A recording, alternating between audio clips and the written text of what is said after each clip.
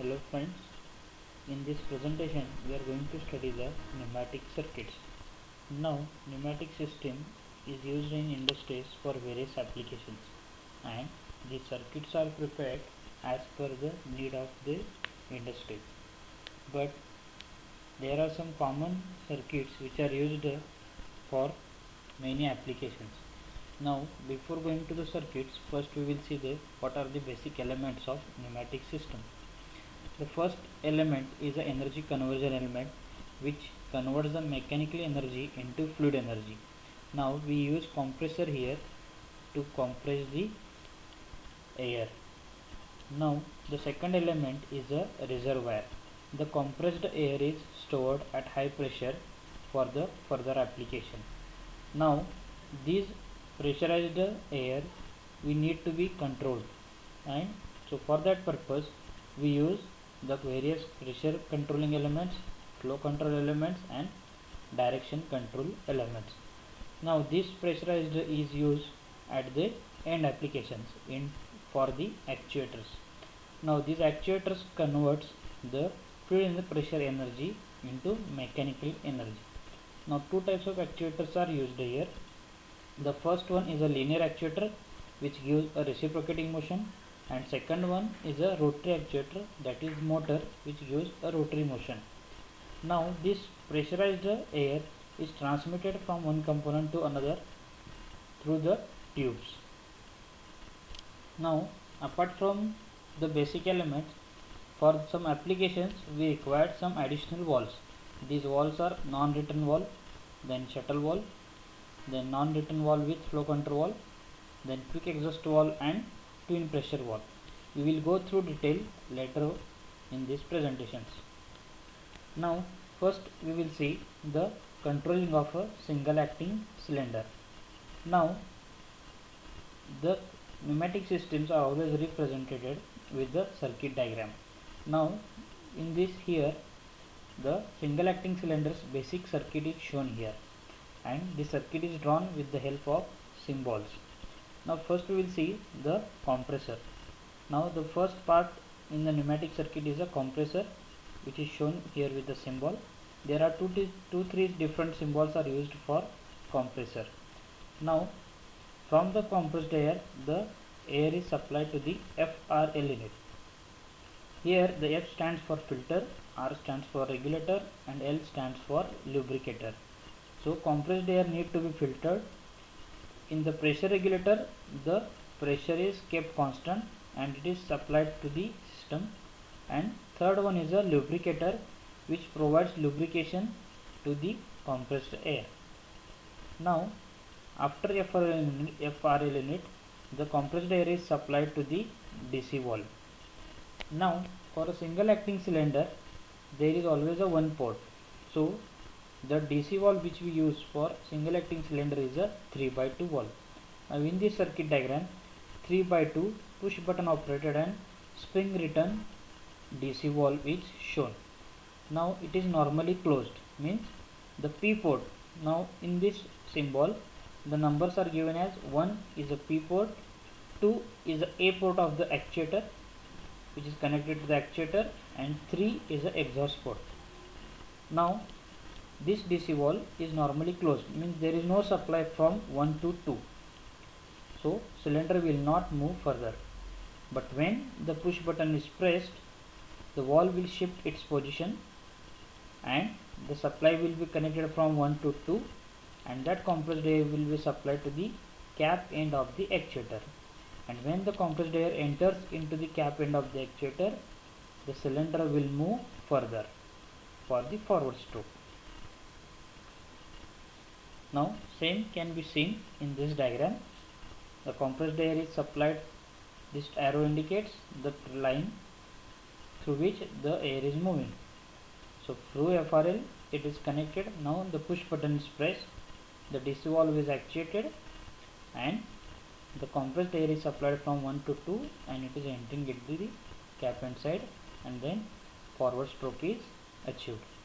Now when the push button is released, due to the spring force, the normal closed condition will come, means the port 2 will get connected to port 3 and whatever air is stored here will flow to the 2 port, then 3 port and to the exhaust.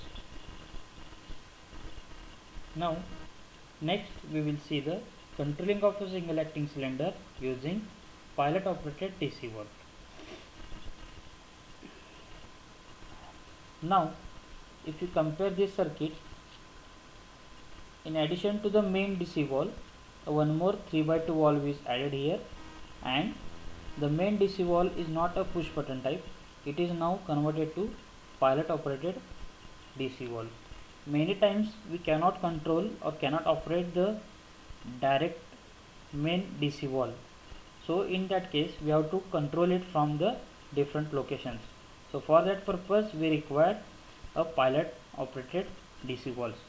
Now for the same single acting cylinder, if you observe this circuit, when the air will come from the FRL unit, it will go to the first 3/2 DC valve, which is a push button type, so it is a manually operated, as well as the air will go to the main DC valve, which is also a 3/2, but now it is a pilot operated DC valve. Now initially both valves are closed, so there won't be any supply from the inlet line of the DC valve to the outlet line of a DC valve. Now when the push button will be pressed against the spring force, the P port of a DC valve will get connected to A port of a DC valve, that is this first position. So pressurized air will supply to this pilot line.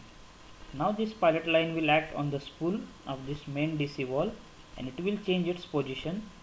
So now this first position will be achieved, means P port will get connected to A port, and from that A port the supply will be given to the cap end side of the actuator, and we will get the forward stroke. And to get the return stroke, what we have to do, we have to release this push button so that the spring force will retract the spool. So this port, A port of a push button type DC valve will get connected to T port, that is exhaust.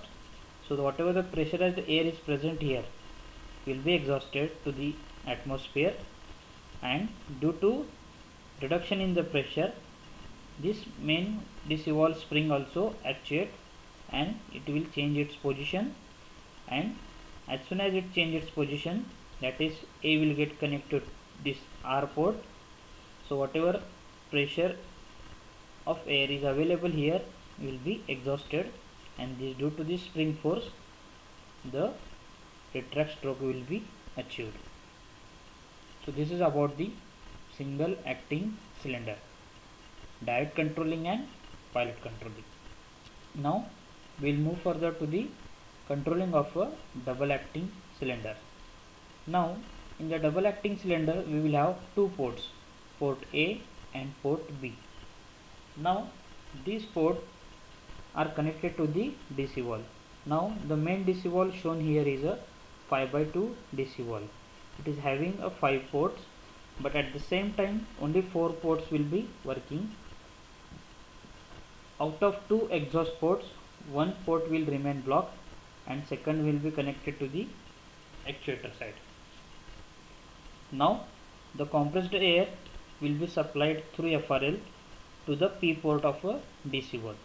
Now in this diagram, the P port is shown as a number 1, A port is shown as a number 4, B port is shown as a number 2, T port is shown as a 5, and second T port is shown as number 3. So when compressed air will be supplied to the port 1, that is inlet port,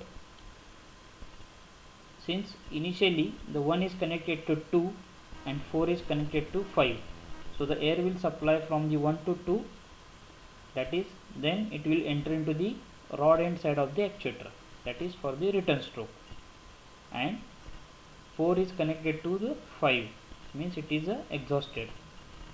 Now when the push button is pressed, the valve will shift its position. So now the port 1 will get connected to port 4 and port number 2 will get connect to port number 3. In that time port number 5 will remain blocked. So now the same we can see in this diagram. So as soon as the push button is pressed, the port number 1 will get connect to 4 and port number 2 will get connect to 3. So the pressurized air will enter from the port number 4 to the cap end side of the actuator. So that compressed air or pressurized air will act force on this piston and piston will move further for the forward stroke. The air which is present on the rod end side will come out through this port and will enter at the port number 2 and exhausted at port number 3. As soon as we release the push button, due to the spring force, the first position, that is the by default position, will get connected, will be achieved and will get the return stroke.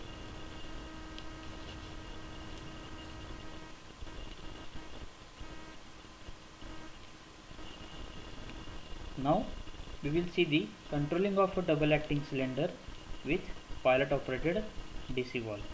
Now similar to the pilot operated single acting cylinder controlling, the same way a double acting cylinder is also controlled. That is, to the main DC valve is now a pilot operated valve and the supply to the pilot operated line is controlled with a manual push button type 3x2 DC valve.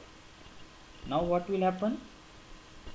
A pressurized air from the FRL unit and compressor is supplied to the P port of a main DC valve as well as P port of a 3x2 valve, since both are at the home position due to its spring force. So until we press the push button here, the supply will not be given to the pilot line, and as soon as we press the push button, the supply from the P port to the A port will be given through this way and it will act on this DC valve. So DC valve will change its position and we will get the forward stroke.